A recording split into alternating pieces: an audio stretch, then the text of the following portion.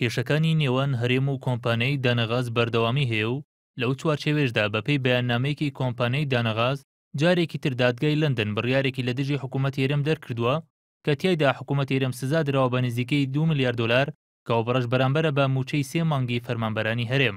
کۆمپانیای دانەغازی ئیماراتی ئاشکرای کردووە دادگای لەندەن بۆ نێوبژیوانی نێودەوڵەتی بڕیاری کۆتایی لەسەر سکاڵایەکی دانەغاز و هاوبەشەکانی کە پێک دێن لە کۆمپانیەکانی دانەغاز و هیلال و چەند کۆمپانیایەکی تر دەرکردووە کە بەپێی بڕیارەکەش دەبێ حکوومەت هێرم لە ماوەی 28 ڕۆژدا بری ملیارێک و 981 میلیۆن دلار بەتاتە ئەو کۆمپانیانە، ئەوەش بەهۆی خەرج نەکردنی ئەو پسوڵانەی کە تایبەتن بە بەرهەمهێنانی غازی شل.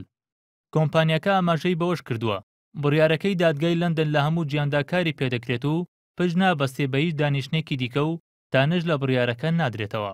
لە بەرامبەریشدا حکوومەت هێرێمی کوردستان وەڵامی ڕاگەیەنراوەکەی کۆمپانیای دانەغازی داوەتەوە ڕەتی کردوێتەوە کە کۆمپانیەکە کەیسەکەی لە دادگای لەندەن بردوێتەوە ئاماژەی بۆ کردووە ئەو کۆمپانیایە پابەندی ئەو ڕێکەوتنامەیە نەبووە کە پێشتر لەگەڵ حکوومەتی هەرێمدا واژۆی کردووە.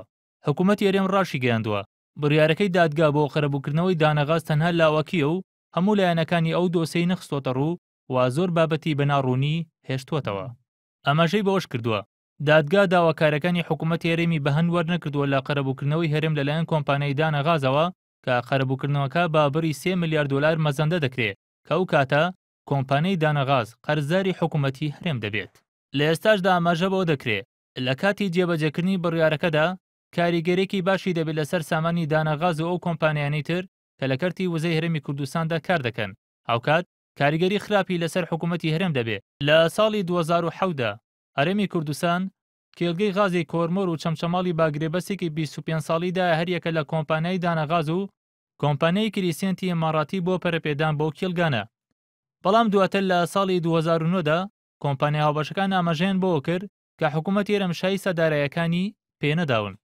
لەو چوارچێوێشدا لە مانگی تشرینی یەکەمی 2013دا کۆمپانیا هاوبەشەکان لە دادگای لەندەن و چەند دادگایەکی تر لەسەر ئەو بابەتانە ئەسکاڵیان لەسەر حکوومەتی هەرێمی کوردستان تۆمار کرد.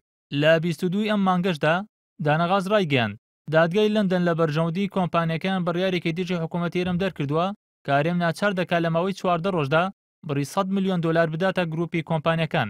لە بەرامبەریشدا حکوومەتی هەرێم ڕایگەیاند دەبوایە کۆمپانیەکە بارودۆخی نالەباری ئابووری هەرێمی لەبەرچاو بگرتایە و ئەو سکاڵەی لە بەرامبەر هەرێمدا تۆمار نەکردایە. ئەو پارەی کە دەبێ حکوومەتی هەرێم بیداتە ئەو کۆمپانیانە بە ئەندازەی موچەی 3 مانگی فەرمانبەرانی هەرێمی کوردستانە چونکە حکوومەتی هەرێم مانگانە نزیکەی 750 میلیۆن دلاری پێویستە بۆ دابینکردنی موچەی فەرمانبەران. ئەوەش لە کاتێکدایە حکوومەتی هەرێم موچەی 3 مانگی فەرمانبەرانی نەداوە و جێگیری سەرۆکی حکوومەتی هەرێمیش لە چەند ڕۆژی ڕابردوودا ڕایگەیاند قەیرانی دارایی مەترسیدارترین خەیرانە و کەمی سەرچاوەکانی داهات و زۆری خەرجەکانی حکوومەتی هەرێم گەیشتووەتە ئاستێکی مەترسیدار. پێشتریش بڕیاردەری لێژنەی دارایی پەرلەمانی عێراق ڕایگەیاند هەرێمی کوردستان بە بڕی 7 تریلیۆن دینار خەرزداری ئەو بانکانەیە کە لە هەرێمدا لقیانەیە.